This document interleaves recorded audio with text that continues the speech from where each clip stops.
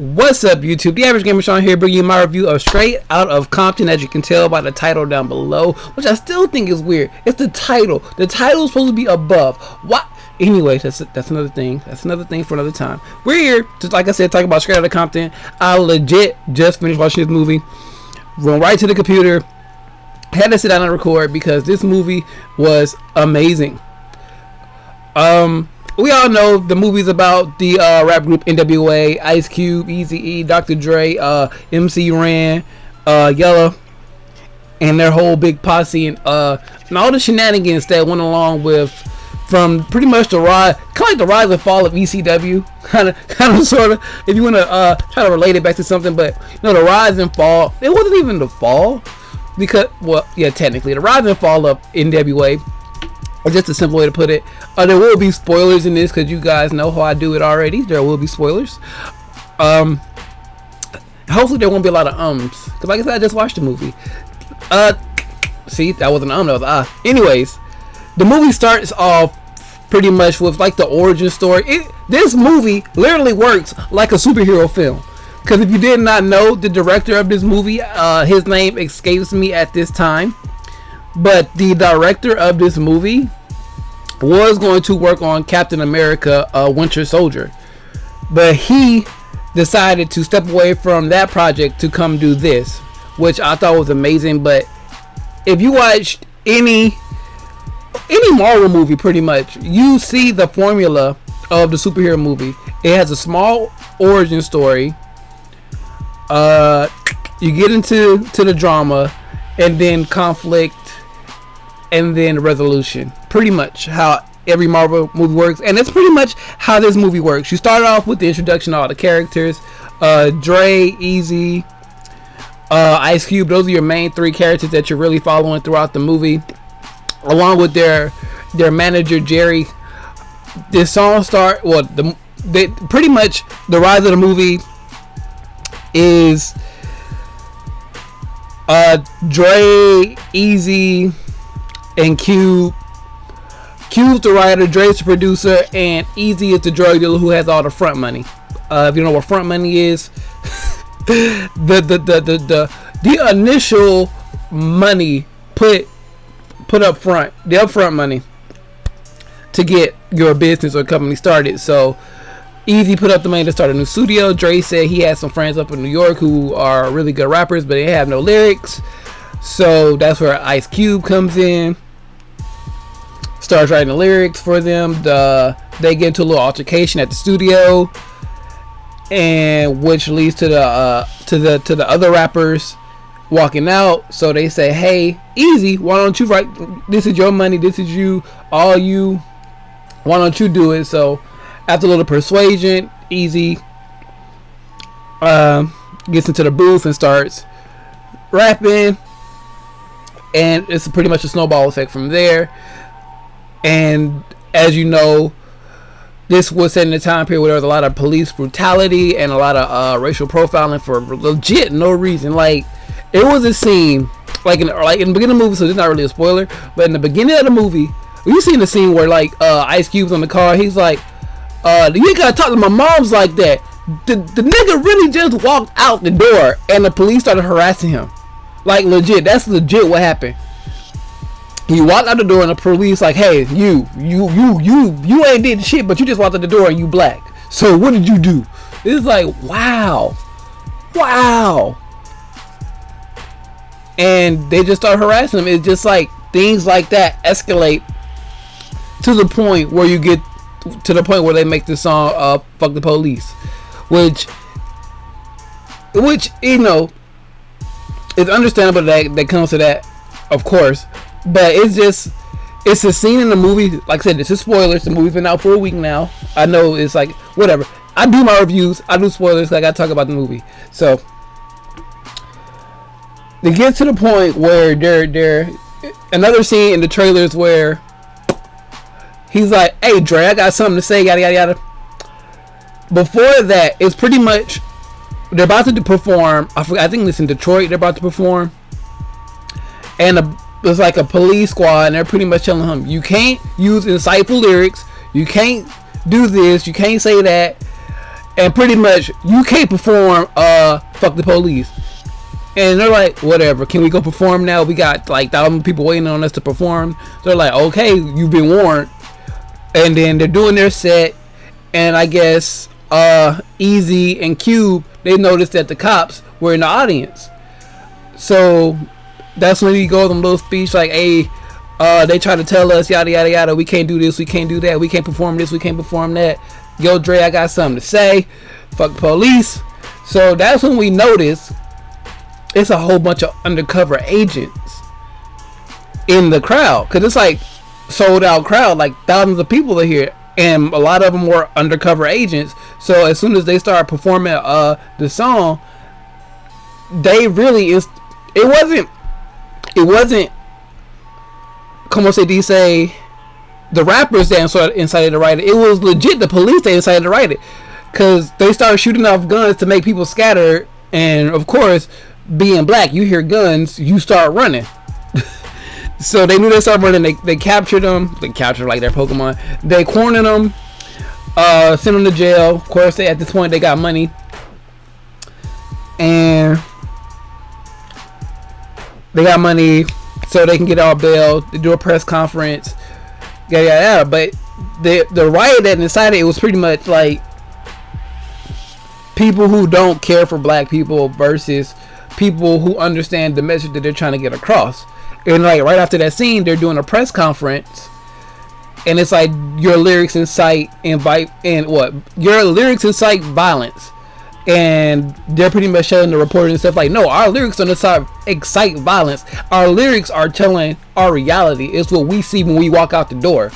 So it's pretty much them trying to like get their point across through their music, because they're artists. And then of course we all know while this is happening, they're starting to get money. Jerry approached Easy first. Jerry is their lawyer. What's his name? Not Vincent D'Onofrio. God damn, I can't remember his name. The white actor, he's playing a lot of stuff. Very good actor. He plays Jerry. Their lawyer, who he really isn't a cricket lawyer. Not a cricket lawyer, cricket manager per se, but it's like him and Easy, because him and Jerry and Easy came together to start, you know, bringing the money in, yada yada yada. They made the deal with the record label so they can start being published and going on tours. So of course the main two people making the most bulk money out of this is Easy and Jerry. And Cube is like catching on, like, hey, where's my contract? Because at this point he's still like, they're paying him, but he's not under contract to do what he's doing. So it gets to a point in the film where he notices, he's like, hey, where's my contract? Where's my contract? Where's my contract? Till we get a little bit, I believe it's a little bit after the riot scene at the theater, where Jerry sits him down and like this whole, like, even said in the movie, like this whole like Godfather like scenario, like, hey, you're the only person that hasn't signed, everybody else is signed. Cuba's like, what the fuck? Well, I'm not the only person that has signed. Because at this point, Cube is literally like the quote-unquote ghostwriter for the group. Well, he helps write most of the lyrics, a lot of the songs he wrote, and things like that. So he's a very important part of the group. So the two most important people in this group are Dre and Ice Cube. Dre makes all the beats, and Cube writes the majority of the lyrics. So these are the most important people in this group. So Jerry tries to flash him this $75,000 contract, which is a lot of money, but Cube walked away from it because he knew in his heart it didn't feel right. So he walked away from the money, and he walked away from that whole situation, which is when Cube went solo to start writing movies and things like that. But it was one funny scene I really have to point out, and it's like a call to future stuff, but it's like a really funny scene. They just got done doing the show, so they're in the hotel having like a party. All the groupies are in there, they smashing, they getting it in, yada yada yada. And you probably seen this meme floating around. It's like a nigga come into the go to the hotel room looking for his woman Felicia. You see where this is going? He come to it. He goes to the hotel room looking for Felicia, and we knock on the door, and somebody opens. I think Dre or the other black nigga that's always there. One of them opened the door and it's like, oh, we got a problem outside. They looking for some bitch named Felicia. I think it was easy to open the door though. For some bitch named Felicia. So they just start getting all their guns and shit. Cause the nigga who came to the door flashed his little goddamn pistol and shit. He's like, my bitch in there. So they push him out. I think it was either Easy or Dre. I think it was Dre though. So they squad up and they go to the other door. Cause it's like they rent out like 3 hotel rooms that are like side by side. You know, those kind of things. So they go to the other door like, you looking for Felicia, nigga? Like, yeah, she in there. She occupied with some real nigga dick in her mouth. What the fuck you say about my girl? She occupied. Like, all these niggas start putting out these big machines. It was hilarious. You gotta go see the movie, guys. You really have to go see the movie. But the whole scene ended was like Felicia at the door and Q, like O'Shea Jr. like push out the door and talks about bye Felicia. Bow, a reference. I was like, I see what you did there. You brought the whole pun 360. Oh, it's like, oh, that was funny. It was a lot of references here. Like when Q first started writing Fridays in there, and even the evolution of Suge Knight. The evolution of Suge Knight is in this movie.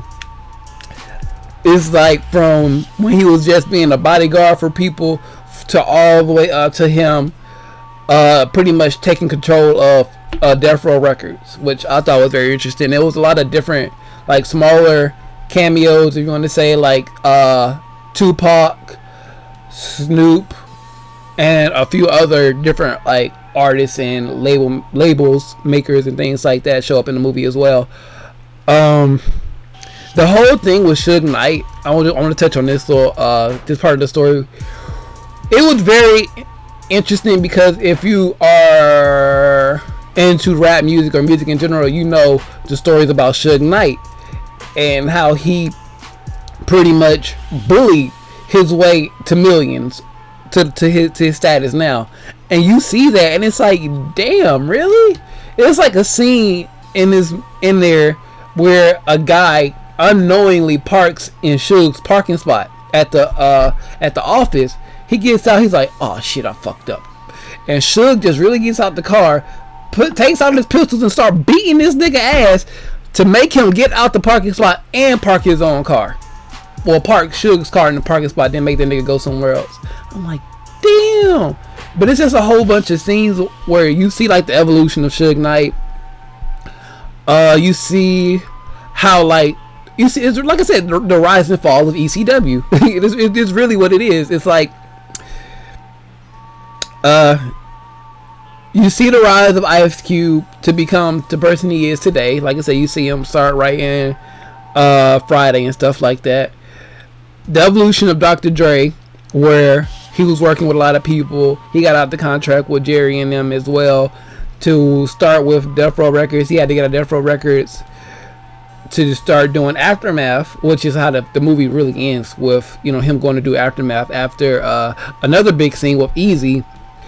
When Easy dies, they do touch on his him having AIDS. I liked it, and I like how they did it, and I think actually no, they did it right. I wish they would have touched on it a little bit more, like hinted at it a little bit more, because they really didn't. The movie is about 2.5 hours long, and they only spent like the last 30 minutes, 45 minutes actually starting to hint like, oh, he has the AIDS. He has the AIDS. Well, I guess he has the AIDS virus. So it was really interesting to see how they did that. I just wish it was like subtle hints, like he was coughing, he couldn't like stand up for long periods of time or things like that. He couldn't like it was like when we first found out like, oh, he really has full-blown AIDS, #Family Guy, is when he was at the studio. They're about to do this whole N.W.A reunion, like, because they all went their separate ways and things like that. And when they're all in the room about to get this reunion together, like, you know, pretty much everybody but, I think it was pretty much everybody but Ice Cube was in his room, and he's about to go play the piano, but he couldn't because of the AIDS.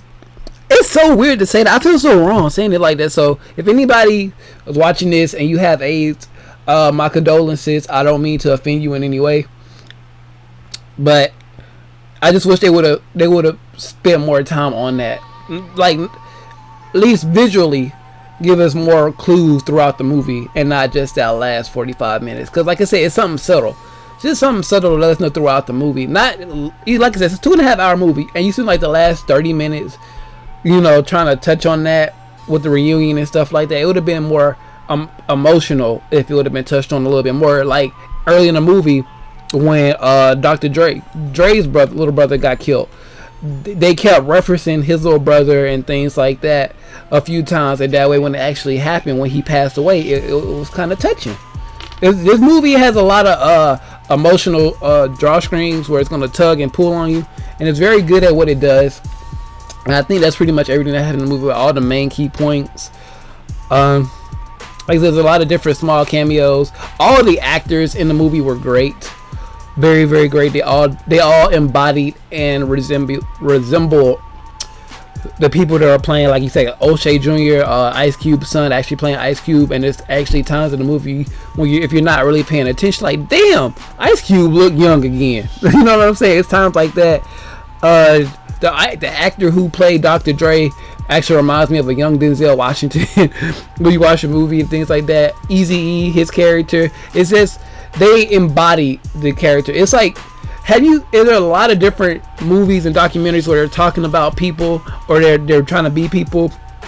Like I recently watched the Jimi Hendrix movie with Andre 3000, not knowing a lot about como se dice, Jimi Hendrix. I feel like he played the role very well. The movie itself wasn't, man. I didn't even finish the movie, to be honest, because it wasn't as, I know it's a documentary and I'm kind of divulging from the real topic, but that movie, that kind of documentary compared to something like this one, even though it was longer, the N.W.A movie versus the Jimi Hendrix movie, this movie, the Straight Outta Compton movie, is more entertaining, and that's really, you feel the cat. What the fuck was that? You feel emotionally invested into these characters, is what I'm trying to say. Even if some characters don't really resemble who the person they're trying to portray, the way they portray the character makes you like, oh my god, that's really Dr. Dre, that's really Ice Cube, that's really Ease. So we're approaching the 20-minute mark, and it doesn't even feel like it, because I can talk about this movie for a long time, but I'm not, because I want you guys down below to give me your opinions on the movie and talk about this movie down in the comment section below. If you like this review and you like the movie itself, please leave a like, comment, and subscribe if you have not already, and share the video out with your friends if they have not watched the movie, so they can try to go and want to watch the movie. I'm trying to bring this back full circle to why you should share the video out. If you have not already, like I said, please subscribe to the channel. If you want to follow me on anything other than YouTube, Facebook, Instagram, Twitter, and Twitch, all linked in the description down below. Get my Snapchat popping and hit me up on Kick. But with all of that being said, very good movie. Please go watch it. More reviews coming soon. I think I hit all my taglines, and I am the average gamer, Shawn, and I am out of here.